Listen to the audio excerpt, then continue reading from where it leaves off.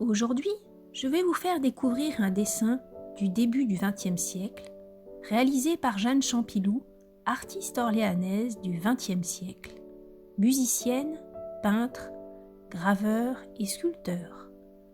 Pour ce dessin, elle utilise la technique du lavis qui consiste à utiliser de l'encre de Chine diluée avec de l'eau.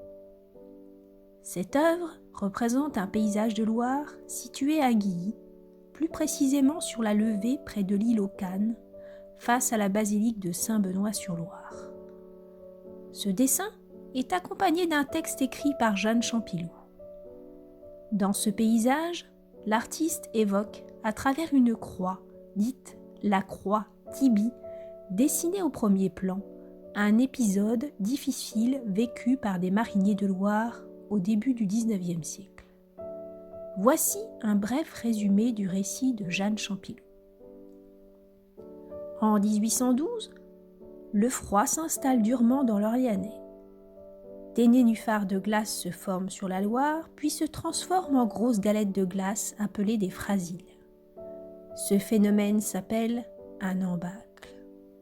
Un train de chalands venu des pays hauts, lourdement chargé, arrive à Bouteille, port de Guilly, et manœuvre tant bien que mal pour essayer de déjouer les glaces.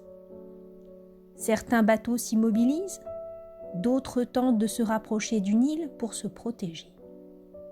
Mais au fur et à mesure, le gel s'intensifie et d'énormes galettes de glace se soulèvent, s'entrechoquent et entourent les bateaux. Les mariniers cassent la glace pour éviter qu'elle crève les coques des bateaux.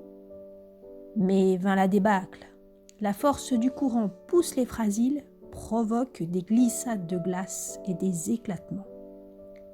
Les chalands sont détruits, sauf un, celui de Louis Groslier, marinier de Saint-Thibault, qui promet d'élever une croix en guise de reconnaissance. Ce qu'il fit en 1812. Aujourd'hui, le musée de la Marine de Loire conserve la plaque originale qui se trouvait sur la croix Tibi.